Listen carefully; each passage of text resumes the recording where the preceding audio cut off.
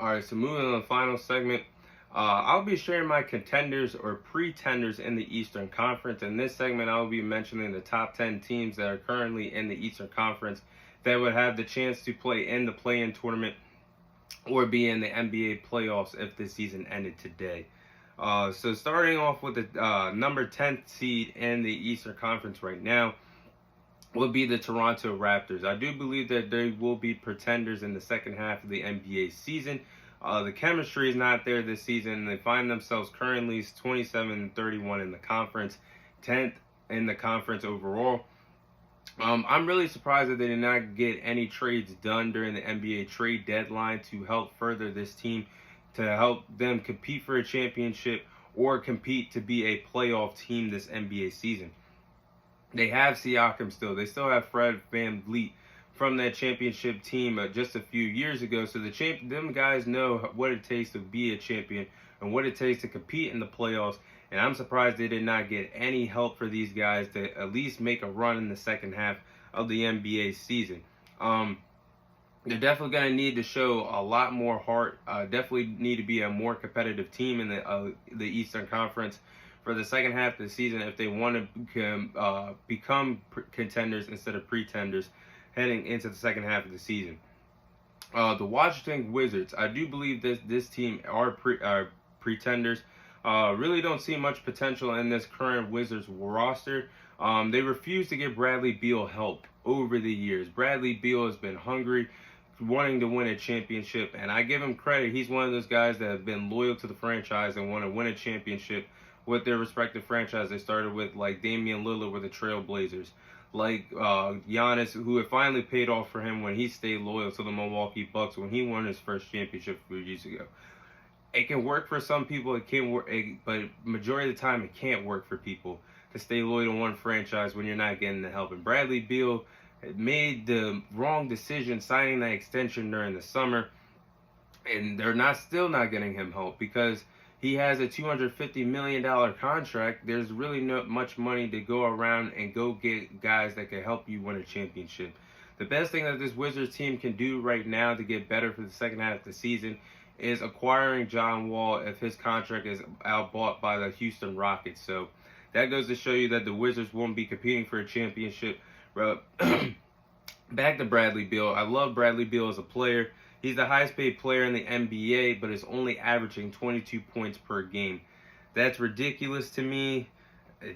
I just don't see them being anything more than pretenders this season. Moving on to the Atlanta Hawks. I believe they're pretenders as well. The Trey Lance experience in Atlanta could be coming to an end as early as the NBA offseason for this summer.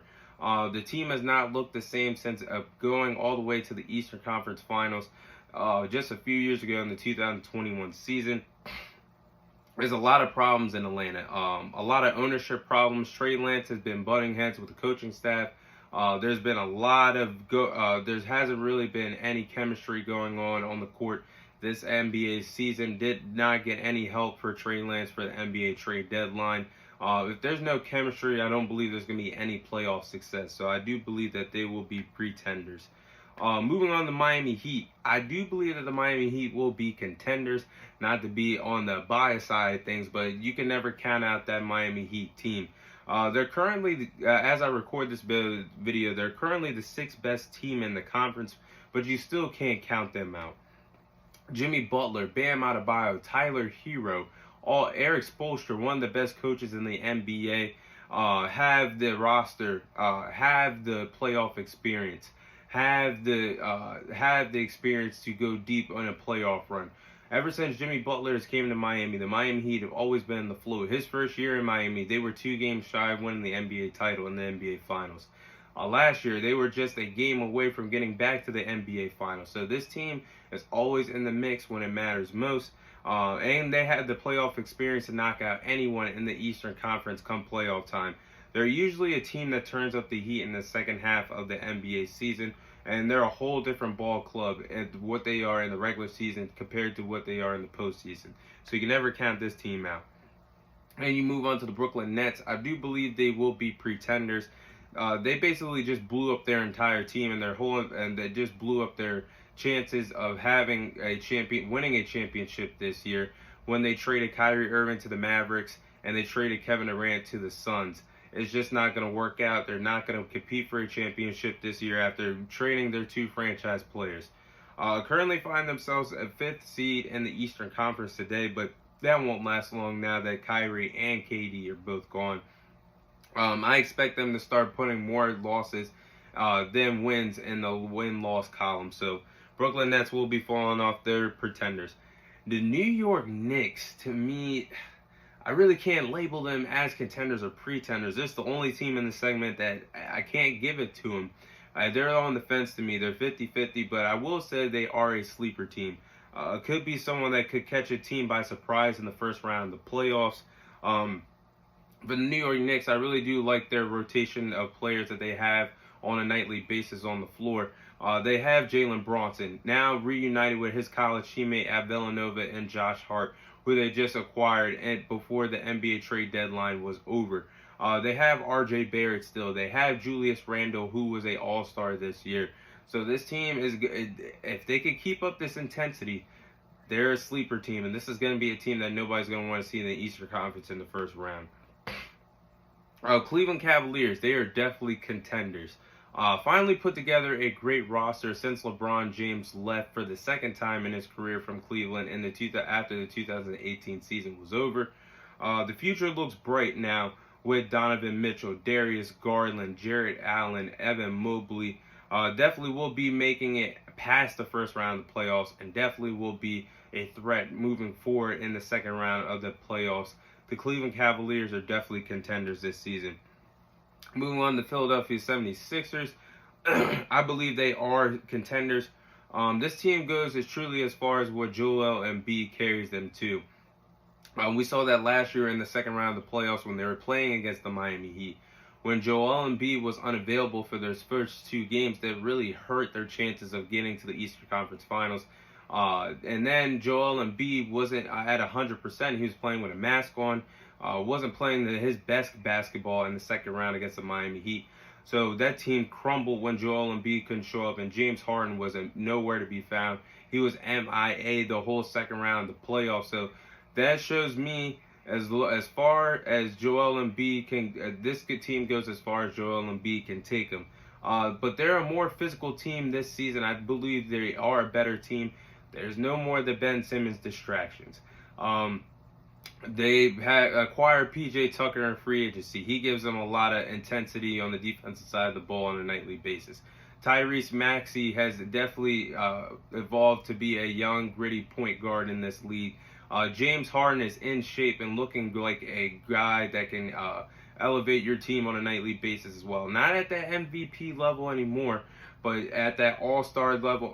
I do believe it's crazy that he did not make the all-star game now I think about it, but he's playing at a great level this year, and Joel Embiid is still playing at an MVP level this year. I really wouldn't be surprised if they find themselves in the Eastern Conference Finals this year.